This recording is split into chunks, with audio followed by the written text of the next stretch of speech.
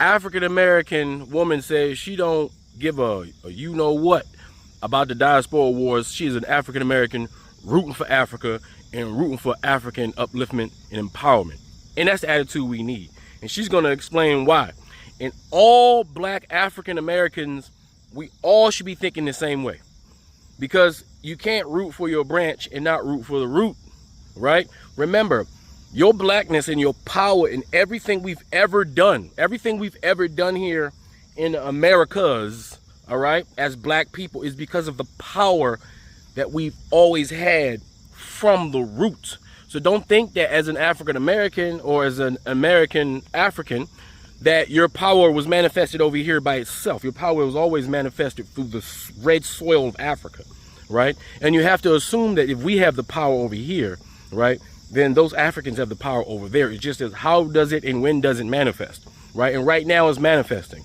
And as African Americans who can hype up anybody else, right, who can hype up and gaslight, put batteries in the back of anybody else, right now, our job is to put the battery in the backs of our continental Africans as they finally fight for their freedom. The thing that we've been saying that we wish they would do, to be a little bit more strong, a little bit more militant about it, you know. Now that they have the information that we have had, right, we've done our part by gatekeeping true information, gatekeeping that black power, we stuck that black stake in the fucking ground, and we ain't never let them white people knock it over no matter what they've done to us, right? And we got this goddamn baton, and we running as fast as we can. We pass it to our African brothers and sisters, and it's time for them to run, right? Because they got the last leg of this battle. You understand? They're coming around that corner, and they got the last leg of this battle. And when they win, we all win, because this is a relay race. You understand? And we all on teams. Wherever you are as a black person on this world, just know that anything that happens in Africa affects you. Anything that happens in the continent of Africa affects you. Anything that you do in your particular country affects Africa, affects me, affects the other diaspora. We are all connected. You may think that the things you do individually only helps your people, but trust and believe the things that you do is a puzzle piece, right, that fits in a certain spot on this big puzzle that's showing this big picture that we all can't see right now because we're too close. But one day, when that puzzle's together, we'll all be able to back up and take a look and see what the big picture is. And right now, we are at the last leg. So we need to be rooting for our brothers and sisters on the continent, no matter what they're doing to liberate themselves. And we can't be so naive and super-minded to think that every country is going to do it the same way.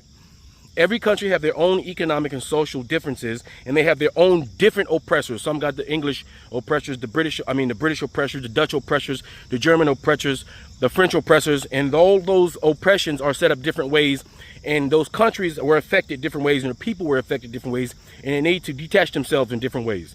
Burkina Faso, Mali, and Niger need to detach themselves from Francophone, and it's going to be different from the way Nigeria detached themselves from the Anglophone.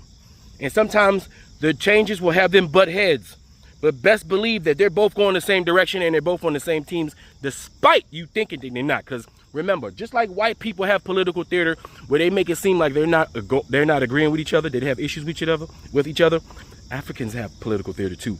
They'll give you something in your face to chew on, but in the back, they're coordinating together. Mark my words. That's what's happening, all right? Well, anyway, I want you to listen to this sister talk about how she is rooting for Africa, how the rest of you need to be doing exactly the same thing. All black people need to be global politically aware, all right? Become a global African, and don't just be a village African.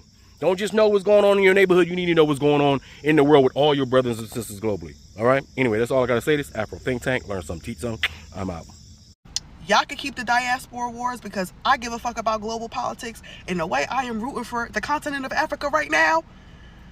Because what a lot of y'all don't realize is that all this shit is connected. If South America and the continent of Africa could get their resources under control back into the hands of the people, get rid of the corruption that is strife within the government, and put equity back to the people, and infrastructure back into their motherfucking nations, and protect don't let them be able to really step and protect themselves again.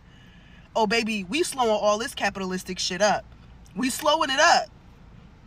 Y'all don't realize all of this shit is connected. I am cheering, rooting. Everything, listen, they started kicking French up out of there. Now all of a sudden they want the UN to be in Kenya. These bitches ain't slick, bitch. I'm on y'all head global. Not even just not even nationally right now. We gotta be on their head globally, y'all. keep the diaspora wars. Okay? I'm still waiting for Haiti to get the gold back. I'm not even going to go there right now if I be on a tangent. All I'm trying to say is why y'all so busy arguing about rap and music artists and all this other shit, if we could really cast the bigger nets for the fish that we need to fry, no Nicki Minaj, and really have a diaspora link up globally. Listen, Pan-Africanism had a lot of flaws, but at the core of it all, it definitely centralizes power for the black community and holds us accountable across continents to each other first. Yeah, I could keep the diaspora wars, bitch. I'm cheering for everybody black. Thank you. Free Sudan! Boycott diamonds and gold! Free Sudan! Boycott diamonds and gold! We most definitely cannot forget about the people of Sudan. Wait. Before you go, for all my subscribers and philanthropists out there, I'm building a solar power community water bowl system in Nigeria. It's going to cost between $5,000 and $6,000. I'm trying to raise money. If you want to participate and help me build this solar power water system, please donate to the Cash App and put solar water in the notes. Solar water in the notes. I'll put PayPal, Stripe, and Zelle. Anyway, thank you. That's all I got to say. It's Afro Think Tank. Learn something, teach something. I'm out. Thanks for watching Afro Think Tank. Don't forget to like, share, and subscribe. And follow me on Substack and Patreon for more content. Remember, it's Pan-Africanism or nothing.